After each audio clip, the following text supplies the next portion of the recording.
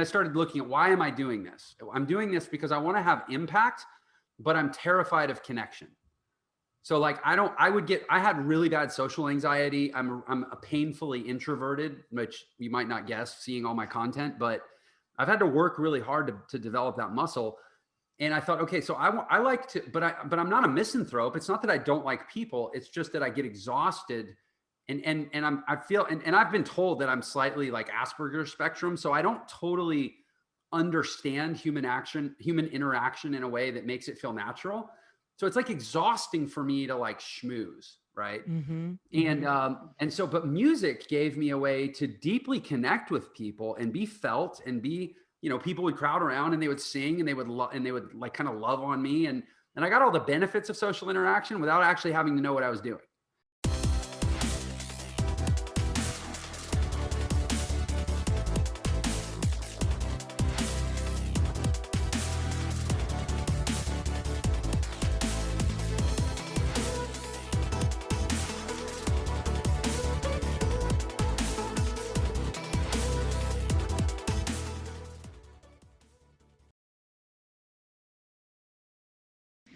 Hello and welcome to True Grit and Grace. I'm Amberly Lago, and today on the show, I have a good friend of mine. He went from being a broke jazz musician to 50 million in online sales.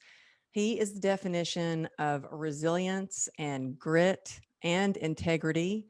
I have Jeff Lerner, and his story is inspiring millions around the world. And I know it's going to leave you feeling like anything is possible for your own life.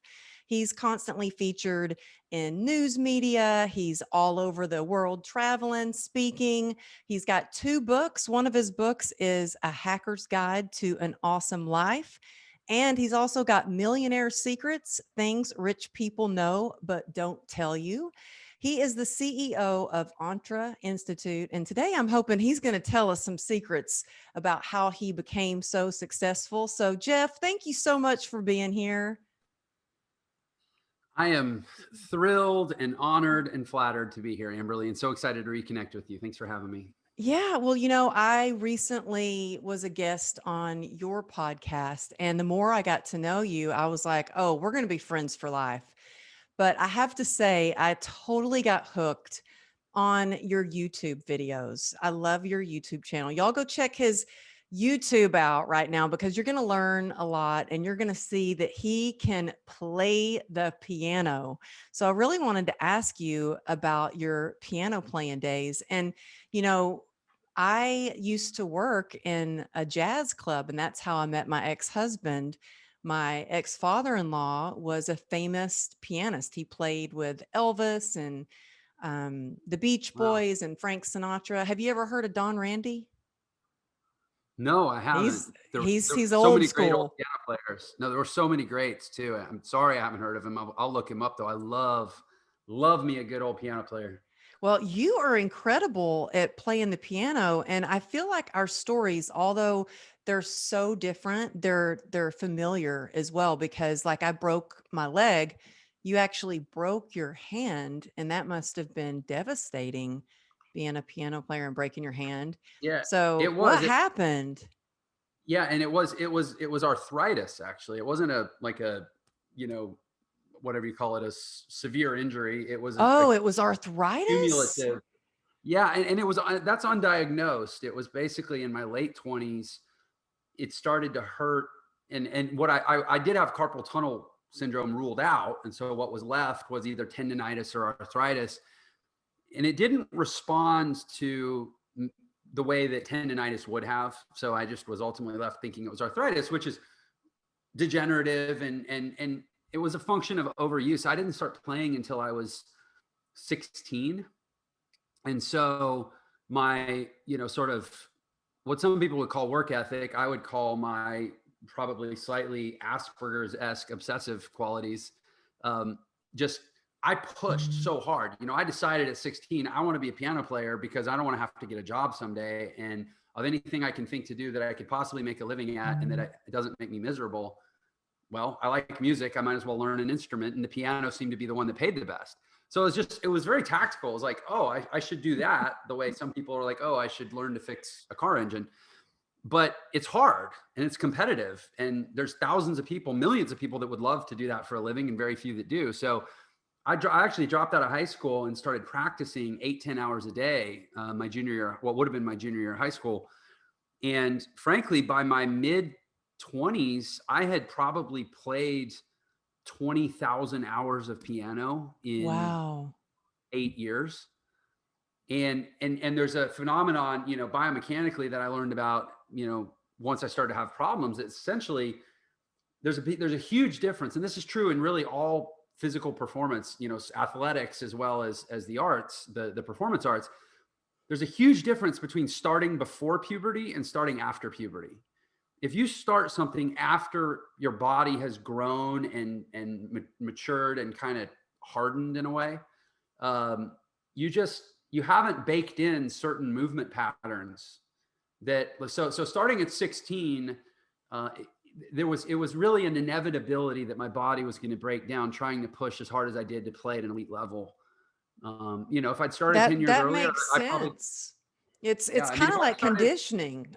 It's conditioning, and I know that once you have a skill like that, it stays with you. Kind of like riding a bike. You might yeah, feel a little rusty at it, but I hadn't tap danced in like 10 years, and I put my tap shoes on and I was able to do a couple of moves. yeah, to the average person, you're probably still a pro. Well, I don't know about that, but thank you. But yeah, you are really amazing at it. And one of the questions I was going to ask you, I mean, just from everything that you've done and overcome is like, are you a genius? No, I really, mean, are you a I, genius? Are you considered, have you done the IQ score? I, Because when you I said you're think, dropped out of high school, I'm like, but you're really a genius because I know like the company that you've built and everything. Are you a yeah, genius? I mean, I'm going to say that I think that term is more qualitative than quantitative, and that it's nice to try to apply a label to it. I'm not going to like be falsely modest. I mean, the reality is when I was a kid, I did take three tests, I guess, at various times that would suggest that I have an IQ that's, you know, that maybe that label applies. But that just doesn't mean crap to me in this world, because frankly I know people that are cognitively more intricate than me. They can hold bigger fractions and do more complex calculations in their head than I can, and they have better spatial reasoning or whatever. But they can't talk their way out of a paper bag. They can't sell something to save their life. They can't write a piece of direct response persuasive copy. They can't look at a few bullet points on an outline and turn around and extemporaneously deliver a 30-minute speech. Like, they lack a lot of the real world skills that drive success, that I don't think have anything to do with IQ, and Mhm. have everything to do with a way of being and a way of processing information and a way of showing up emotionally in the world that I had to learn, that I learned at great price. Those were things that didn't come naturally. Yeah, well, I think that your combination of your really super high IQ, okay, I can just tell you're smart, and your grit.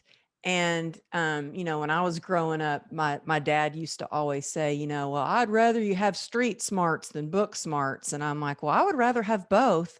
But I think a combination of all of those things and you being really good with people is like a superpower for you. I mean, you've done incredible work, but I wanted to ask you, where do you think that you have this grit or this passion in you, because you are a really hard worker? Where do you think that comes from? Is that something that you grew up and was instilled in you? Did it come from something that happened to you as a kid? Where do you think that came from? So do you want the feel good answer, or do you want the painful answer? How Well, about I both? think behind every highly successful person that there is some sort of pain point that pushed them to where they are today. So we get real raw and gritty here. So Okay.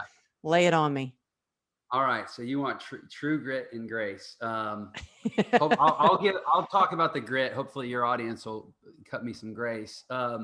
So here's the thing. I think that hard work is a strategy was modeled for me by my parents. Mm-hmm. My mom was I think she was the second female partner at one of the biggest law firms in the country. My dad was a self-made businessman, became a money manager, managed money for high net worth people. I mean, he managed 10 million, $100 million accounts. He managed money for billionaires, despite the fact that he was dyslexic and he never finished graduate school. He didn't have an MBA in a world where everyone he competed with did, but he just had, he had the Midas touch, I guess, in a way. Not the Midas touch, that trivializes it. He was just very, very good at the emotional and psychological side of investing, and he understood people. But anyway, regardless, they worked really hard. That happened. I grew up watching it, and I thought, okay, when you work hard, sustained over long periods of time, good things can happen. But where I think I took it to another level, and I'm honest enough to say I do believe I have a gear that I operate in that most people don't, in my experience, came out of a lot of bona fide pain. I was born with a genetic condition, and I was told about. I mean, look, people have genetic conditions, right? Some people have hemophilia, some people have craniofacial, some people have Down syndrome. It's like shit happens in your chromosomes, right? Sometimes it's inherited, sometimes it's a mutation. But I think there's a way to let children understand what's going on with themselves, depending on where they are. And I think in my case, I probably understood at an earlier age than was really healthy that I was genetically different, because that made it possible for me to take a lot of experiences that happened to me at an early age and convert them, instead of just having them be experiences that I observed, I converted them into an identity that I lived, because I said, oh, that must be happening because I'm fundamentally different. Mm. And so I got bullied a lot as a kid, but I was never able to make it, oh, I'm getting bullied because they're bullies. It was, I'm getting Mm. bullied because I'm genetically defective. Oh, wow. So it just reinforced that belief that you were defective, something was wrong with you, Yeah, that it must be you. exactly. And so I grew up thinking, okay, I don't feel attractive. I feel ugly. And I mean, I think we could talk about this. I felt disfigured, Mm. right? I don't know, you have an injury that we've talked about some of those same types of emotions. And I felt like the only way that I was going to be loved or even respected or even just treated well was that I was going to have to outperform people, and I was going to have to earn it. Mm. And frankly, I was going to have to impress people. And so I took that strategy of hard work coupled with a reasonable, what I recognized was an intellectual capacity, which was kind of the first thing that I felt validated. Nobody was saying, oh, he's such a good looking kid, or, oh, he's so good at sports, but they were saying, oh, he did finish his math test before the other kids. So I'm like, Yeah. oh, I get recognized for that. If I work really hard and I focus on, cognitive and intellectual pursuits and ultimately artistic pursuits, because I wasn't an athlete and I hated school, then I can earn my way. I can work my way into feeling okay in this world, which is a really hard way to live, frankly. It is. And you know what? I did the same thing. I became an overachiever. So everything that you're sharing really resonates. I get that on like a deep level. And it is a really hard way to live. It's a lot. And it's a lot for when you're young. I mean, it's a lot at any age, but when you're young and you're going through puberty and you're getting bullied as well, that's a really tough thing to go through. Did you have anybody to talk to about this, or did you confide in Mm, anybody about how you were I, feeling? I was an only child, which I again, at a relatively early age, I found out that the reason I was an only child is because my parents had essentially only wanted to gamble one time on having a kid based on my genetic makeup, which only reinforced, the identity challenge. It's like, oh, I'm so defective, they could only take the chance of making one of me, basically. And so I didn't have any siblings, and I went, in terms of people to talk to. I mean, I talked to my parents, but that it was just a different time. There weren't strategies, and my parents were deeply loving people. But as I came to learn later through counseling and therapy and parenting classes, wanting to be a good parent for my own children, you reach an age pretty early in life, and I think this age gets younger and younger in the modern world, where your parents are not the primary influence in your life. Like the Hmm. average 12 to 14-year-old kid, his or her parents are not the primary influence. No matter how Hmm. good and proactive of parents they are, because social media, especially, but even, Oh, yeah. even younger, their friends and their peers have so much more access to them than their parents do. Yeah. And And I know my mom and dad, I spent more time with my track coach and my dance teacher, and they were okay, incredible role models for me. And, think about the kids now. I see, oh my goodness, I can't believe what my 13-year-old knows. And I'm like, where did you learn that? And she's right, not even, thank goodness, she's mostly on the back of a horse. She's a horseback rider, so mostly she's outside riding a horse all day for hours at a time. But she watches TikTok, she watches YouTube, and she learns a lot of good stuff. But then there's some things I'm like, "Oh my goodness, how did you learn that?" She knows so much more than I did at her age about worldly things that I knew nothing about. And I right. think that's a lot of social media. So when you dropped out of school, were your parents supportive of that? Yeah, so the first time I realized I was pretty good at sales was when I got my parents on board with the idea of me dropping out of high school. I based Wow. I mean, I sold, and bear in mind, this is, And my mom. did you drop out because of the bullying or because you just hated I, school and you wanted to take piano? I dropped out because I hated school. At that point, I wouldn't say I was getting bullied a lot because I was so withdrawn. I and I had some really good friends at the old school. So my sophomore year, I actually got kicked out of that high school because I was just such a problem, disciplinary problem, because I just resented. To be honest, I've just had a problem with authority my whole life. I'm like, you are not qualified to tell me what to do, and I'm better at chemistry than you are. I speak Spanish better than you do, so I don't respect you, and so I'm just not going to follow your dumb rules. It's just kind of, I mean, I'm a lot more normalized now, but as a kid, that's how I was. So I got booted out of that school. Then my junior year, I was sick the first semester. I had mono, and I was like, screw this. I can't go to class. I can't make a friend.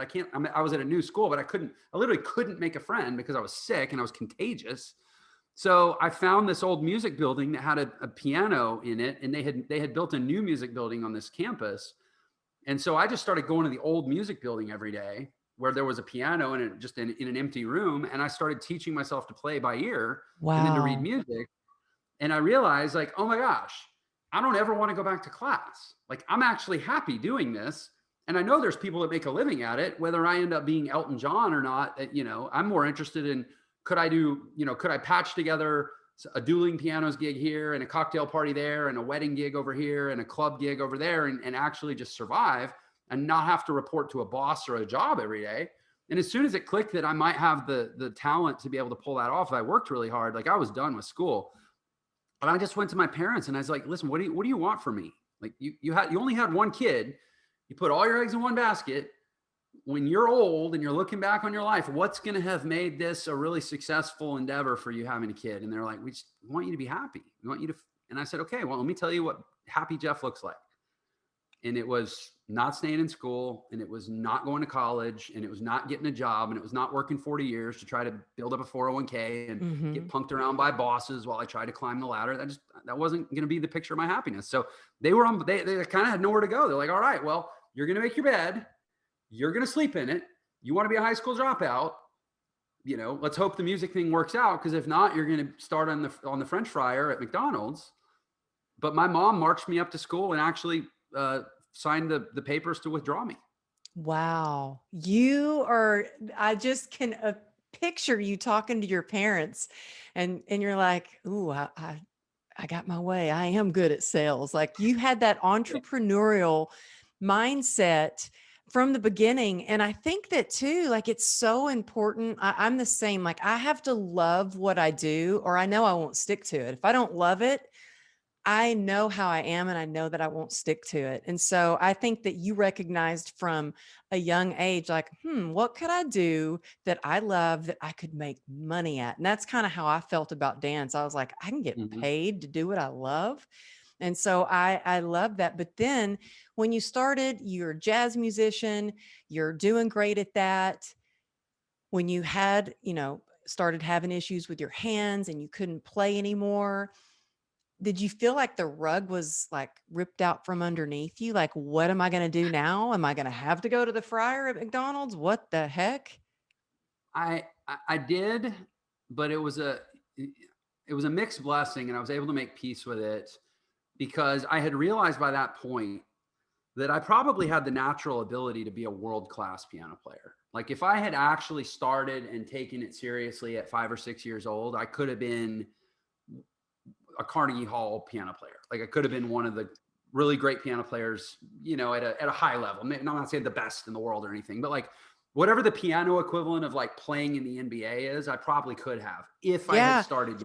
I wish But I we didn't. were I wish you were we were at your house because or you know what? They can just go to YouTube. If you're listening to this, I was blown away when I heard you play piano. I was just I stopped like everything I was doing. I was clear like in the moment just listening to how beautiful it was. If we you're He's traveling right now and he's taken time out of his travels to be on the show. So y'all check out his piano playing and his tips for being a millionaire and very successful entrepreneur too. But I have to say, your piano playing is beautiful. But I think that everything, it seems, has kind of taught you and led you for exactly where you are today. Because I know that when you were playing piano at some people's homes that were, successful entrepreneurs and stuff. So you had made friends with people who could kind of guide you in some ways. Did that help when you were going through this hard time, or how did you start to Yeah. begin to shift? Yeah, it did. So through my 20s, as I started to realize I was never going to be as good as I could have been if things had gone differently, what it did was it planted a seed of maybe this isn't actually the thing that I'm meant to do my whole life, right? Mm-hmm. Maybe there's some way I can, because why? And I started looking at why am I doing this? I'm doing this because I want to have impact, but I'm terrified of connection. So like I had really bad social anxiety. I'm a painfully introverted, which you might not guess seeing all my content, but I've had to work really hard to develop that muscle. And I thought, okay, so I like to, but I'm not a misanthrope. It's not that I don't like people. It's just that I get exhausted, and I feel, and I've been told that I'm slightly like Asperger's spectrum, so I don't totally understand human interaction in a way that makes it feel natural. So it's like exhausting for me to like schmooze, right? Mm-hmm. And Mm-hmm. but music gave me a way to deeply connect with people and be felt and be, people would crowd around and they would sing and they would like kind of love on me, and I got all the benefits of social interaction without actually having to know what I was doing because I could Yeah. play music. So Mm-hmm. so I'm like, okay, but if that's why I'm doing this, that's different from like, oh, I'm just born with a song to sing. It doesn't even have anything to do with relevance. And I start and maybe fix some other Mm-hmm. things about my life because I don't really love being poor. Like I mean, jazz pianists don't make a great living typically. And I realized I could start a business.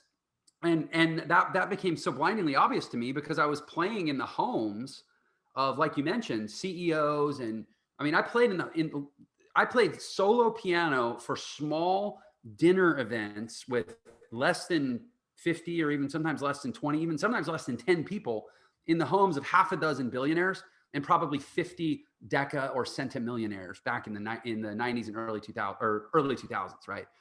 So I mean, I'm playing piano for like the guy that owns the Houston Astros and the guy that owns the Houston Rockets and the guy that owns the Houston Texans, like all the sports teams. I'm playing in the owners' homes, and to a person, every single person who's got this life that anybody would go, oh my gosh, I would love to have that life. They're all entrepreneurs. They're Mm-hmm. people that started businesses, and I started looking at them, going, okay, they have all the things that I love and some things that I'd love that I don't have, and they don't have to. They get to call their shots. They don't have to go like schmooze and work the ladder and play some dumb game they think is beneath them. And I just so I started. Nighttime, I was a piano player. Daytime, I was an entrepreneur starting businesses. And all through my 20s, one after the other, I failed. I failed at 10. Finally, in my late 20s, what I have found in this life is that if you will just keep going, one of my favorite quotes is from St. Augustine. It says, um, understanding is the reward of faith. Therefore, seek not to understand that thou may believe, seek to believe that thou may understand. And for me, the belief that I had chosen the road less traveled and that it was headed somewhere good, somehow, some way. And if nothing else, I was going to enjoy the journey a lot more. At least I was on, what's that quote about, don't be one of the cold and timid souls who know neither victory nor defeat. Like, I was on the field and I was living that life, and it was going to head somewhere, and wherever it was headed was more desirable than the other place where I'm just following society's plan and taking orders. Once I committed to that, there's only one way to commit to that. If you're not all in on that, you're all dead on that. And so I was all in. And so I started business after business after business after business. And sure enough, right at the time when three things converged, my arthritis got so bad I couldn't play anymore. My last business failure was so big that I was at what I would call rock bottom. I was $495,000 in debt. I had 2 franchise restaurants that I defaulted on SBA loans. And I got my wife left me, and it was just like total rock bottom. But I also discovered the world of online marketing, particularly affiliate marketing at the time, which is a set of skills: direct response copywriting, the art of persuasion, the art of building online funnels, a little bit of technology, how to sell affiliate products, how to find good affiliate products, understanding the difference between a product and an offer, and how to construct offers, and how to do sales presentations. This whole world of digital marketing that was still in its relative And early what year formation was in this? 2008. This was This was 2008. 2000. Wow. Okay. And that all converged at the same time, right? Okay, my wrist is toast, my business is toast, and I found online marketing. So what was I going to do? Well, I know that I'm good at a keyboard, so I just replaced the keyboard with a computer keyboard, and I went to town, and I did what I did when I was 16 and I wanted to learn piano. 8, 10, 12, 14 hours a day, pecking away at the keyboard, hunched over, giving myself a neck problem from bad posture. And 18 months later, I paid off $500,000 in debt with affiliate marketing.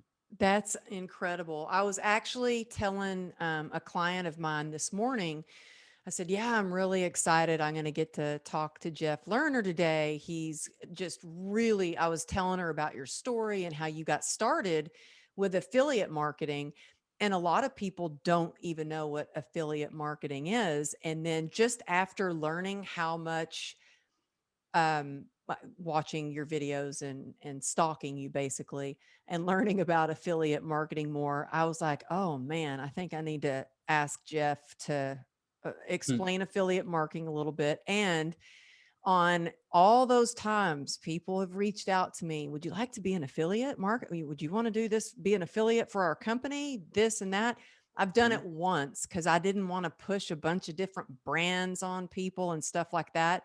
But the one brand that I really liked that I did affiliate marketing for, gosh, seeing that money deposited right into my bank with me literally doing nothing to really promote it. I did one post for that thing, was nice. It was really nice. Yeah. But can you explain, first of all, to others who might not know what affiliate marketing is, what that is exactly? And then tell me if you think I should be saying yes more to it. For sure. So affiliate marketing is just a fancy term for technology applied to the age-old business of referrals, right? A referral is just, oh my gosh, I have this friend, Amberly. She wrote a great book. You should go buy it. And my referral sends somebody to buy your book, right? But what if you had a program where I could say, hey, have you heard my friend Amberly? She's got a great book. And they go, oh, that looks so cool. And I go, oh, you want to buy it? Here's a link. Go buy it. And that because they use that link, you know that I'm the one that sent the referral because it was a link that was unique to me. And so you're going to go, oh, hey, they bought a book. Here's a few bucks. That's it, right? It's just a kickback on a referral. Only because it's tracked through links, you can do it thousands or millions or really an unlimited number of times, and you can have an unlimited number of people doing it, and all the tracking is automated, which makes all the money flow automated, which makes it a super simple way to have a fairly complex marketing organism. So affiliate it's just a marketing strategy, right? And so I just did it a whole lot of times in a very strategic and intentional way. And there's a million ways. I mean, you watch my videos on YouTube. I think I have there's several different videos. It's a bigger subject than you can fit into any one video, but I cover the gamut pretty well of like the different types of affiliate networks and different types of offers and where you can go and how it works and what all is involved. But to kind of glide into your second question, what I'll say is it's not just about, oh, let me go find products and get links and push my links all over the internet with spam or social media or email blasts or whatever, right? Because that's just Because a you really good see a way to get. lot of influencers, that's what they do. They like, you look in their profile and it's all affiliate links for about 20 different Sure. products. Mm-hmm. Yeah, and listen, if you've done the hard work to build a really loyal, large audience, and you've built up so much goodwill, and you've delivered so much value, and you've built so much affinity with that audience that they can tolerate you posting 20 consecutive affiliate links and go, oh my gosh, I'm so glad that Gary Vaynerchuk is telling me about what organizer he uses. Then like, great, you should do that. But you'll wear out that goodwill pretty fast if you See, go that's overboard with why I it, don't right? do it. I don't want Um, to, I don't even like promoting any products on my page. Or in fact, I will, I've had the show for a year and a half and I thought I don't want to promote a bunch of commercials and ads and this and that because I right. really want to work on just delivering quality, like value, and then build my audience and then reassess and see what I can do. I think there's a way, and this is what I got right pretty early on. There's a way that you can enroll your audience in the essence or the essentialness of the promotion. And I think there's kind of just generally a few rules. One is, don't promote something that you don't genuinely use, even if you Mm-hmm. didn't promote. Mm-hmm. For example, if somebody said, Jeff, you're in an Airbnb right now. How is it that you're like, what gear are you using that allows you to pipe into Amberly's podcast when you're on the road? I would go, oh man, I've got this trusty blue snowball microphone. Oh, I shouldn't turn it because then you can't hear me as well. But I've got this blue snowball microphone that, folds up real small. And, I got this little stand and I travel with it in my backpack. And, I've gotten it through security enough times. I know they're not going to confiscate it at the airport and whatnot. And, oh, if you'd like to get one, here's a link. Here's an Amazon link to grab one. If like nobody's going to get mad at me for that, right?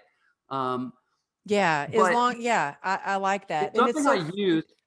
But let me say this: it's also, you can enroll the audience in the idea that, hey, listen, I work really hard to deliver you great content, bring you a ton of value. This is a business for me. I don't have a job. This is my job, which means I don't have a paycheck. And so I appreciate you as my audience member. And if you appreciate me, help me continue to do what I do, where, don't buy something because I told you to buy it. But if you're going to buy something, you can help me by buying it through me. And that helps me continue to do what I do for you. mm-hmm. Like nobody, I mean, anybody that's offended by that conversation, you don't want them in your audience anyway, because they're not a serious person. Yeah, They're just looking for a reason to be annoyed. yes, that is true. Good points on that. Um, and I'm asking the audience to subscribe and download right now. Yeah. And By so the let me way, just, I'll say, here's the thing. I'll say it for Amberly. Amberly works her butt off to do I what she do. does. And Amberly, do you have some side job that we don't know about that pays you six figures for just showing up every day? Or is this your livelihood? Nope. This is it. This is it, y'all. Yeah. Well, So, help her. speaking, I'm going to start that again. It was a rough year through COVID. And I was like, oh my goodness, the speaking was all virtual. And unlike you, y'all, he's like a vlogger. Jeff is a really incredible vlogger and he's got these very entertaining vlogs that he does. It's something that my 13-year-old has like given me the nudge to do more, but it's really harder for me to sit there and look at myself and talk to myself on the camera and doing virtual events, and looking at myself in the he's I'm got his showing, for vlog. those of you that are watching, I'm showing you my vlog camera. So here's how you do affiliate marketing. You say, so I have this Sony, what is it? Sony Zeiss Vario Sonar. See, I'm such a bad, I don't even know what the model number is. Oh, it's it's a Sony ZV-1. I use a Sony Okay, ZV-1 vlog Sony camera. ZV-1, and you've got Yeah. So fancy little, is that yeah. the So here's what speaker Amberly's going intercom? to do. Yeah. Here's what Amberly's going to do. She's going to go on Amazon and she's going to search in Sony ZV-1, and she's going to sign up for the Amazon Associates program. And it's going to give her Oh. a link that she can use to send people to buy Jeff's vlog camera. And she's going to put it in the description or the show notes of this episode, wherever it appears. And now she's officially an affiliate marketer. All right. And then I'm going to just turn into a vlogger, and who knows where that'll lead. Then I'll be some famous YouTuber. You never know where that will go. But you are, I will say this. I love the vlog. It's a lot of work, but when your life is being documented, it pushes you like to live the life that you would actually want to live if people were watching. yeah, you know what? It's so true. I have to say the other day, so where my daughter rides horses, the trainer has set up like a little gym area in the back in the dusty air. And I'm like, I didn't get a gym workout today, and I like to work out every day. And I was like, okay, I'm going to go dust off that equipment and do what I can. And I wanted to hold myself accountable, so I was sharing it with my audience. And as soon as I set up the camera to share that with them, I was like, "Oh, I'm lifting a little more. I'm doing a few more reps." So you're Yeah. right. It does hold you accountable. But we got off topic because I got a lot more questions about sales and All right. stuff. All So right. I want to know some sales hacks. So the reason I'm asking is because I think that we are all selling. Kids, they're either like you did when you were young, you were selling your parents on the fact that you wanted to drop out of school and you wanted to play piano. Whether we like it or not, sometimes, sales gets a bad rap, but we all do it, whether we're trying to sell an idea to our partner or we're trying to do an MLM company or whatever it is we're selling. Can you give us some secrets to how you can be a good in sales, or how you've become such a great sales leader in your company? Yeah, I would. I mean, I can tell you what's worked for me. I've never actually had a sales job like where I got paid for sales commissions. My first commission that I ever earned was as an affiliate marketer. And when I was trying to pay off $495,000 in debt, and by the way, it was federally guaranteed SBA loans, which means when you default on them, you're not dealing with the bank. The bank actually calls in its insurance policy with the federal government, and now you're Mhm. dealing with the U.S. Treasury. Oh my So gosh. it's the same as owing I was in the same situation I would have been if I'd owed $500,000 in back taxes. Mm. So like, there's nowhere to hide. The government's going to come find you, and they are going to get everything you have. And they're going to hound you for years, and you're never going to be able to hide squirrel money away until it's paid. I mean, it's just, it's brutal. So that was the situation I was in. But I was a piano player. I'd never made more than $40,000 a year. So what does a guy that's never made more than 40, maybe 50 grand in a year as a piano player do when he owes $500,000, Mm. to the government? He figured he hustles, he improvises, right? He adapts. And so for me, what I started doing that was different than what a lot of affiliate marketers do is I put a phone number on my opt-in page. So everybody goes, "Oh, I want to build a big email list, and then I just want to send emails to my big list and make, I'll sell a $5 product 1,000 times and make $5,000 or whatever, right?" I put a phone number on every opt-in page. So it was like your name, your email address, and I would say, for VIP access, give me your phone number.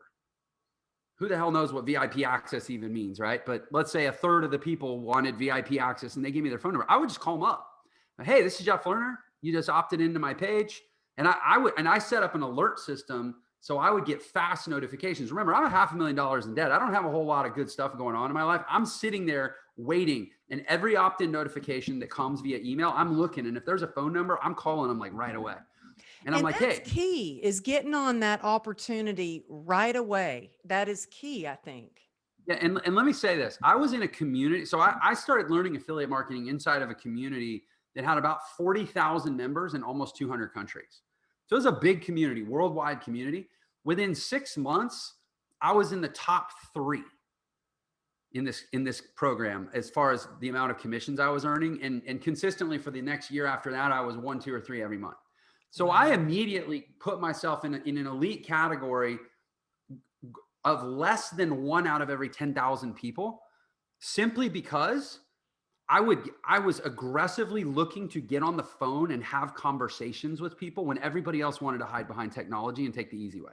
Mm. So I was making 20, 30, 50, 100, at one point 100 calls a day because I was able to get up to 300 or 400 leads a day. And let's say a third of them gave me phone numbers. I'm calling every single one and introducing myself. Hey, I'll bet you never thought you'd hear from the guy on the internet whose page you opted into, right? And everybody would tell me, oh my gosh, I've opted into 1,000 things on the internet and nobody's ever called me. I can't believe I'm talking to the guy in the video.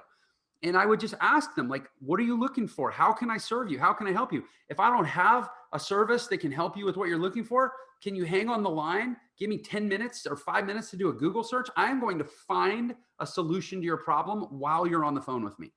And I would go find something, and as quick as I could, if it had an affiliate program, I would sign up for it right then, put in my bank information, and I would say, now I've got your email. I'm going to email you the solution to your problem that you just told me over the phone. And I would get paid if they bought it. Like, I would do whatever it takes. And Wow, I people, oh, am how'd you pay off all blown that away debt? right now. You did that fast? I How mean, many hours a day did you spend on the phone? 10 or 12 when I started. I mean, I worked 14, but you can't call at midnight, and I even started running ads in the UK and Australia and New Zealand so that I had places I could call at weird hours in the US, middle of the night, 3 o'clock in the morning. I wanted to be able to call Australia where it was 7 o'clock at night or whatever, or 6 o'clock at Yeah, night. yeah. So you're always thinking about there's not everything is like everything is, as Marie Forleo says, everything is figure outable. Like how much, how well, who can't, I can't call because it's midnight, but there's got to be somebody. It's kind of like that. Say it's 5 o'clock somewhere. There's Yeah. somewhere in the world that you would be able to call. And to be clear, I would call them on Skype. You could buy international calling minutes even back in 2008, 2009 on Skype, very cheap. And I would call, and I had a Skype number set up as a US calling number, and I would just call them on Skype with headphones. And I still have a Skype account. I never use it, and they're still taking 650 out of my account I got to cancel that. So thanks for that reminder. I mean, For does sure. anybody still use Skype? Internet, yeah, it's actually in the digital marketing community. It's not uncommon for people to reach out to you on Skype. It's just because it's such an international. I think WhatsApp has Has probably replaced it. displaced a lot of Skype. But anyway, and then so Slack has replaced Skype for actual business, internal business communications, and then WhatsApp has largely displaced Skype, I would say, for international chat and message. And then there's a variety of in Zoom probably for video conferencing or Hangouts Yeah. or Yeah. whatever. Well, I'm glad you shared how hard you worked for so long, because a lot of people will look at you and they look at your life and they see how successful you are and they go, oh, must be nice. And they're like, they don't realize how you worked your butt off Well, for a it is long nice. time. It's really nice. It's really nice to know that you've earned and you deserve everything that you have. That That is is nice. nice, isn't it? When you you appreciate it. Mhm. So, but you started your company, ENTREInstitute, and you had a webinar, you had a few subscribers, and now you have how many subscribers to your well, first of all, tell us a little bit about your business. Sure. So the really fast version is from 2008 when I started to 2018 when I started planting the seeds of what would become Entre. I had a couple different businesses online that were pretty successful. I was an affiliate marketer for about 5 years. And then I had a digital agency where I used a lot of the same skills that I had used as an affiliate marketer, only I started selling them as a service to businesses to say, hey, I know how to generate leads. I know how to convert customers online. I can help you do the same. And I started helping businesses with online lead generation and online reputation management and so forth. And I started an agency, and that agency was actually more successful. I mean, I was a good affiliate marketer and I paid off all my debt and I, did multiple close to 8 figures. But the agency is really when I learned how to build a real business, a quote, real business.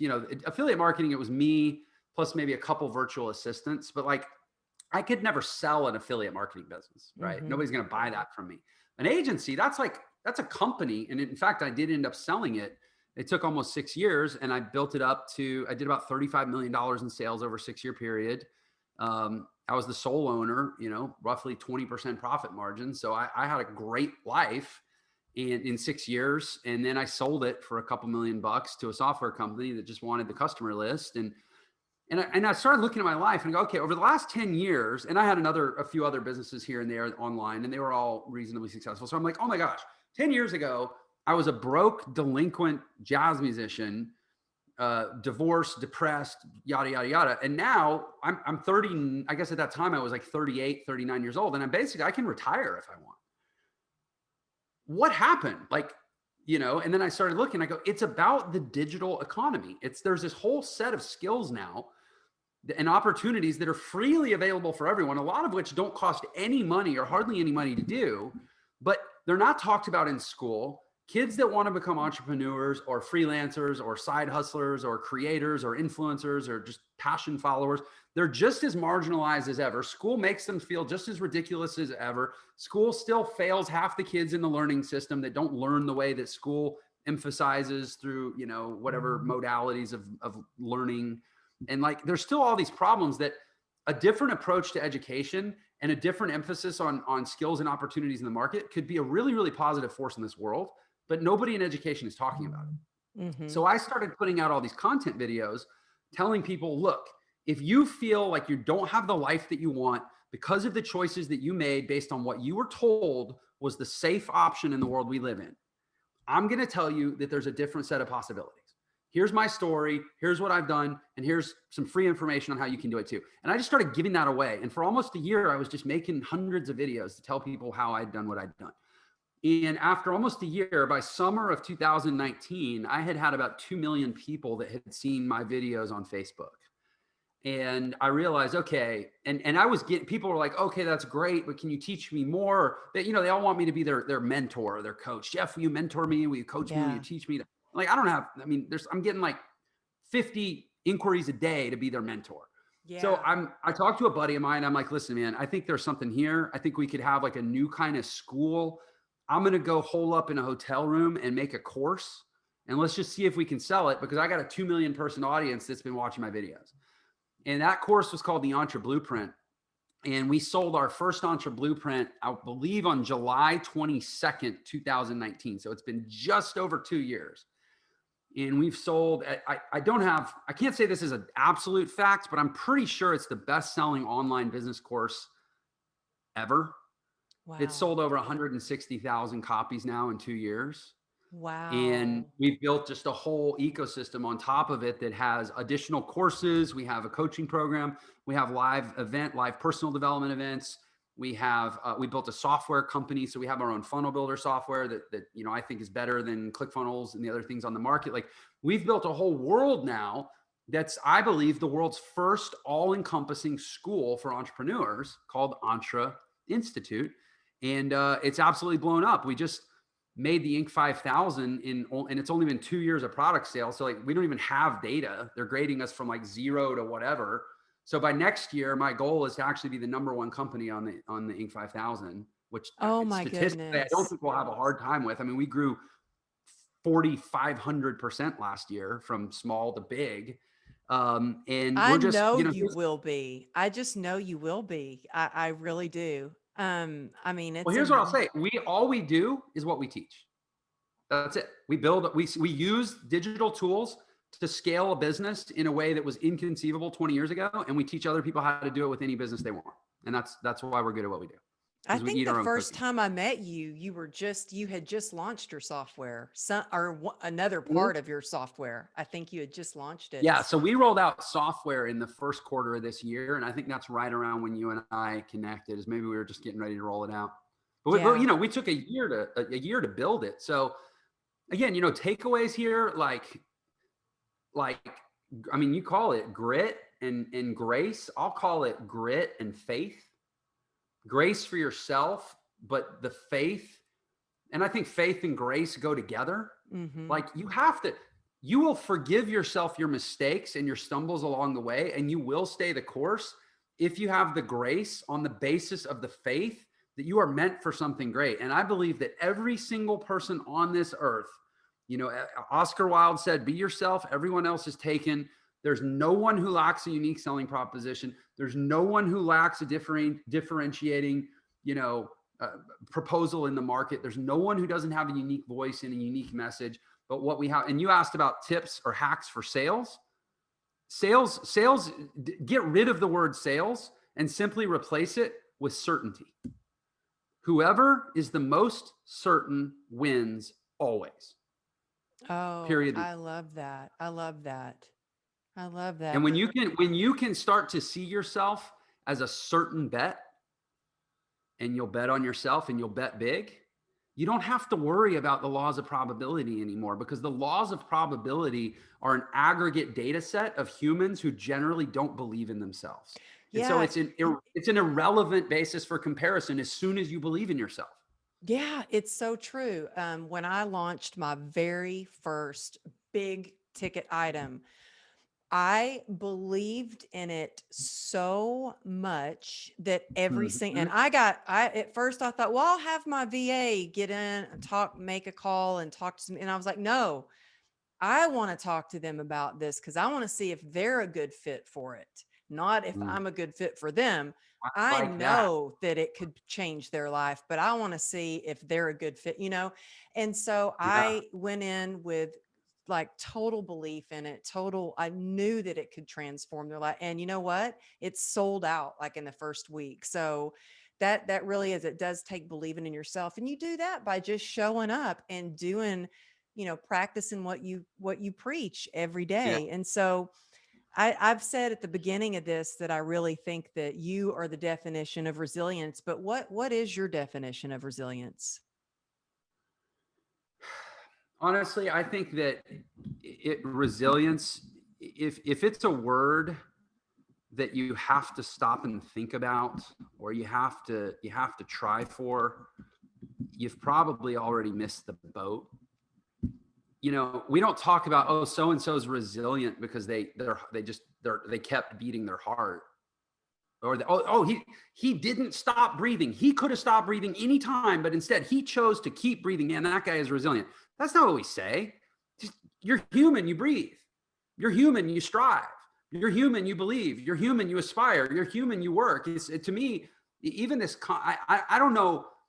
It's how we got to a place where grit is not the norm. Look, most people in the world we live in wouldn't have lasted 21 days in the old West. Yeah. But They just would see, have got their asses tossed out of the saloon and like shot in the street. Like to me, it's just about what influences are you allowing to determine how you think.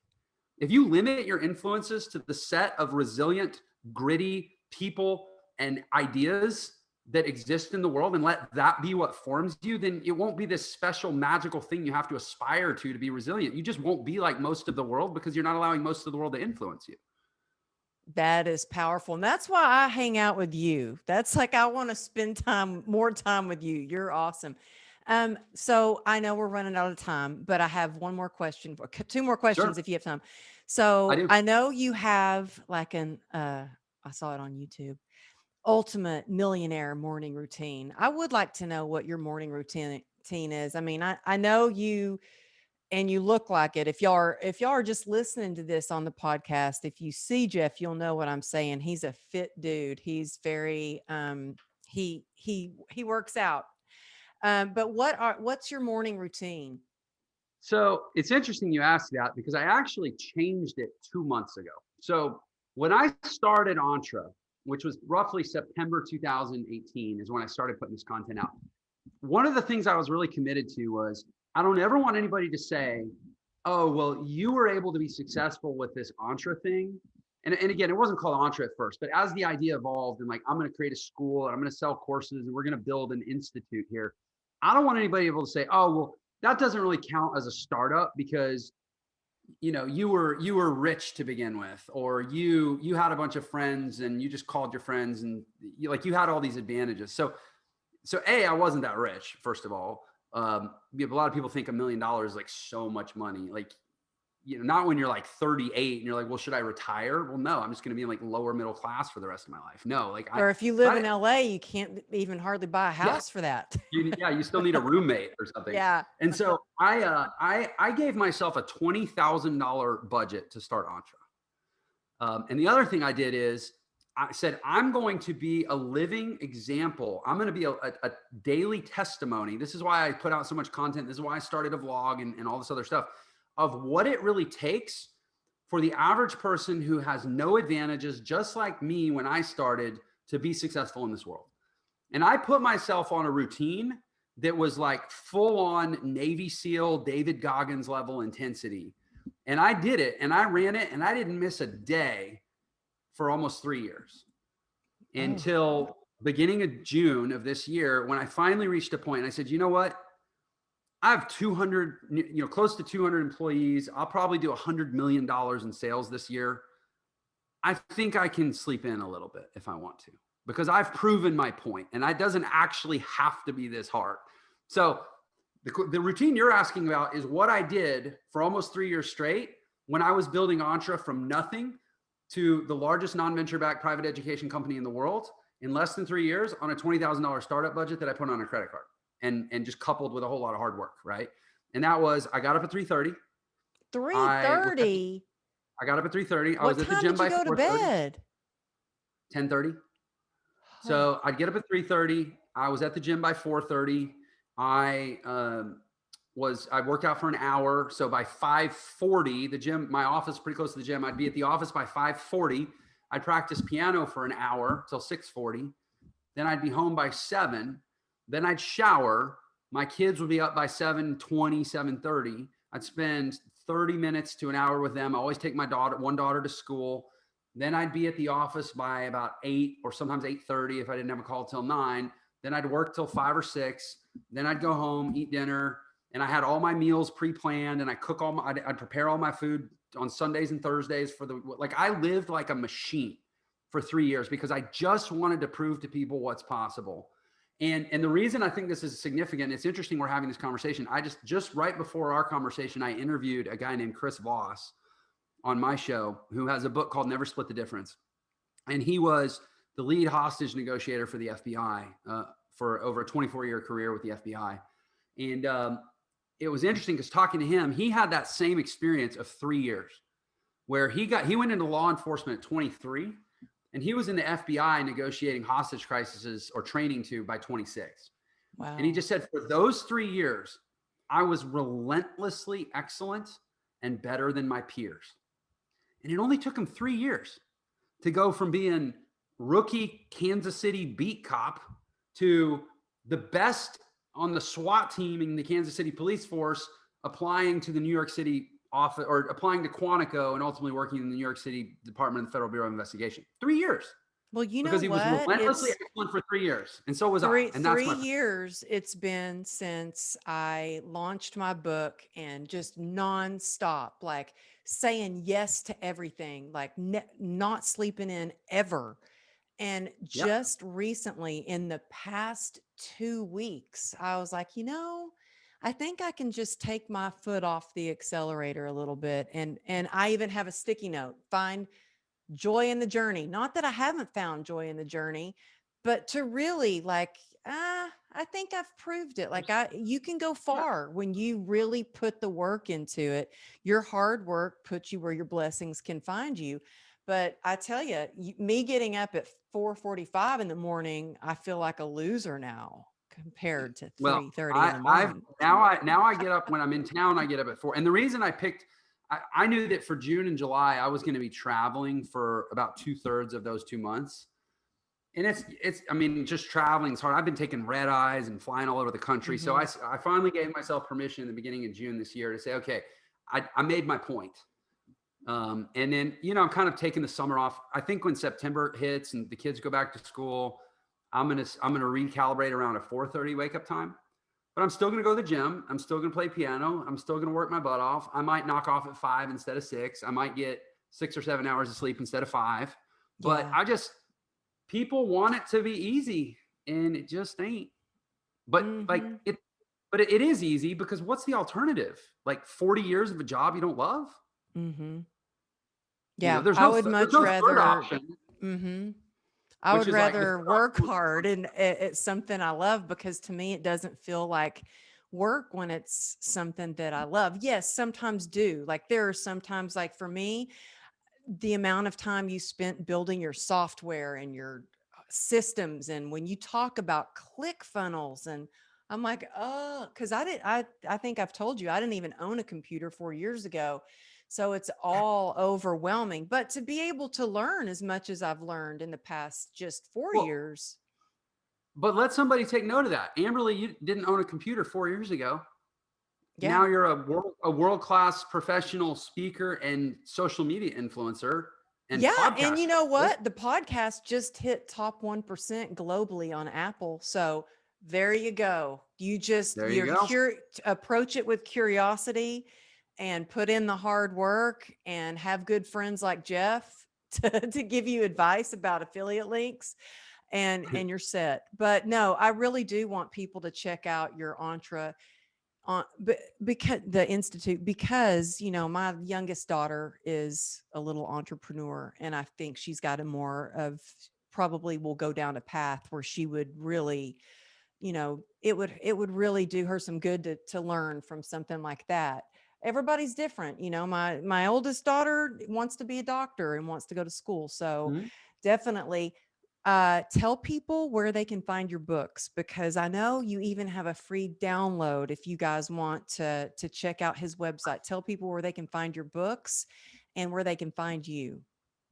So I appreciate that. And actually, I need to update that bio. So the book Millionaire Secrets, that's actually not published yet. It's We not. have a publishing. Oh, No, no, and that's my bad. We need to make sure that's clear in the bio. But we have a because you publishing know what? deal. I did click to download it. Okay, no. So we have a free book, a free download called The Millionaire Shortcut. Oh, And that's okay. an ebook. That's a short ebook. It's like 20 pages long. It gives you the highlights of my story and the specifics of what I did and what you can still do in the modern world to start to convert this energy into income, and essentially how the digital business model works. That's a free download. And if you go to my Instagram or my YouTube, my name is Jeff Lerner Official on all the major platforms. And if you go to, let's say, Instagram, there's a link in the bio. You can get that book. Um, but my longer book, I have a book actually with a major publisher. We're actually changing the name. It's not going to be called Millionaire Secrets, but we do have a book deal. It'll be out in the spring. It's the same publisher, not the company, but the actual person that did the publishing deal for the 10X rule. Cardone is our publisher. So it should be a really, good big book coming out in the spring. I'll let you know. I'll let your audience know, or and when it Yeah, happens. that is all. That was like That's a that was like huge the. deal. Let me just say that was like the worst call to action ever for like, here's how to come find me. I should have just said, go to YouTube and search for Jeff Lerner. No, but I want everybody to find you. I think they will search for you on YouTube. But yeah, Instagram as well. He's on Facebook. He's on LinkedIn too. The only place I don't know if you're on is, are you on TikTok? I am, to be honest, it's just so hard for me it's kind of like being an affiliate. I said, don't promote products that you don't believe in and use. It's hard for me to promote on platforms that I don't believe in and use. And to be Yeah. honest, I just hate TikTok.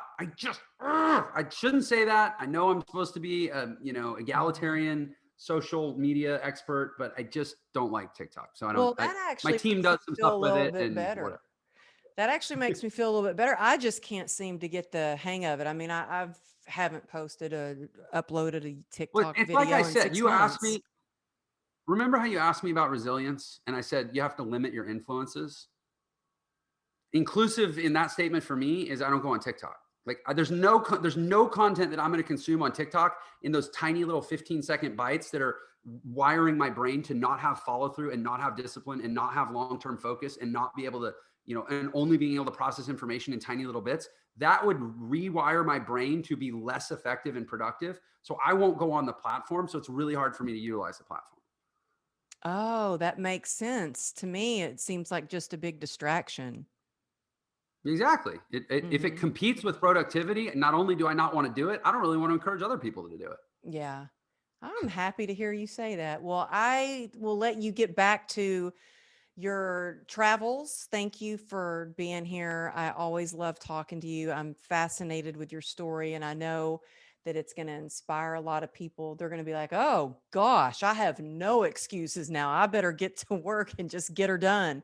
So thank you so much for being on the show. And I look forward to one of these days getting to actually see you in person.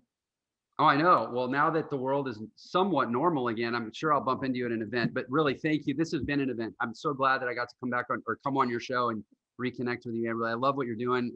The fandom here is reciprocal. I'm a big fan of your posts and your content, and I'm just grateful I got to be here to share with your audience. Thank you.